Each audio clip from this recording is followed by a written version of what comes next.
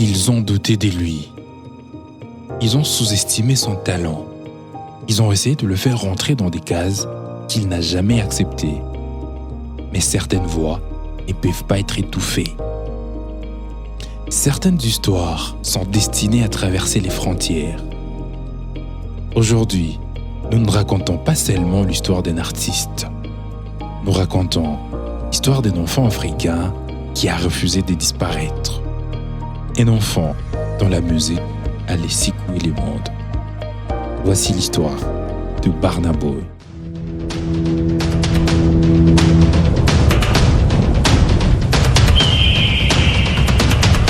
Burna Boy, de son vrai nom, Dlamini Egbunoluwa Ogulu, né le 2 juillet 1991 à Port Harcourt au Nigeria. Port Harcourt, ville pétrolière, est à la fois prospère et marquée par des inégalités. C'est une ville où le bruit des moteurs se mêle au cri de marché, où l'argent du pétrole coexiste avec la pauvreté. Dlamini naît dans une famille où la culture et l'éducation sont fondamentales.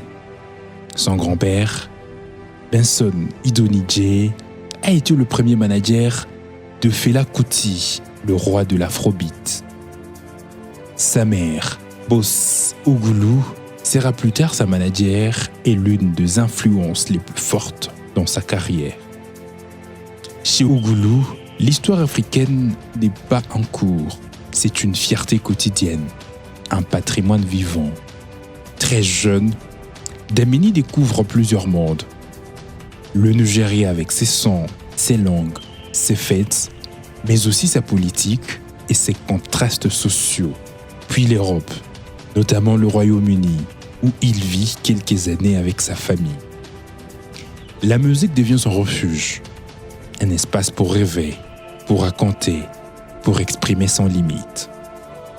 Il écoute tout, reggae jamaïcain, dancehall, hip-hop américain, son traditionnel Yoruba. Cette ouverture précoce des cultures variées façonne sa capacité à fusionner les genres plus tard. Burna Boy ne cherche pas à copier les autres. Il mélange les genres, le reggae pour la conscience sociale, les dancehall pour l'énergie et les grooves, les hip-hop pour le flow et les textes engagés, les sons africains traditionnels pour la mémoire et l'authenticité. Il crée Afrofusion, un style qui n'a pas de frontières, reflétant sa propre identité, libre, multiculturelle et fière. Après ses études au Royaume-Uni, Dlamini retourne au Nigeria avec un rêve clair, vivre de sa musique. Mais la réalité le frappe. Les labels nigérians hésitent, les radios restent sceptiques. On lui reproche d'être trop africain, pas assez formaté, parfois même trop engagé politiquement. Burna Boy refuse de se conformer.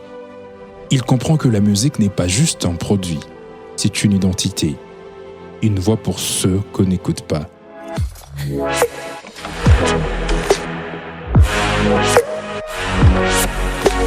En 2012, il sort Like to Party, premier single qui deviendra sa signature. Ce n'est pas encore la gloire mondiale, mais c'est un signal fort. Le public nigérien commence à remarquer cette voix grave, assurée et unique. En 2013, Life, Leaving an Impact for Eternity sort. Le titre n'est pas juste un nom, il résume sa mission. Chaque chanson est une déclaration. Il veut laisser un impact durable et pas seulement divertir. Au lieu de suivre le chemin sûr d'un label, Burna Boy choisit l'indépendance. Il construit sa propre équipe, sa propre vision, sa propre identité sonore. Les succès ne viennent pas immédiatement, mais chaque projet affine son style, renforce son message, prépare le terrain pour une carrière globale. Il devient un exemple pour les jeunes artistes africains. La patience, la persévérance, l'authenticité paye.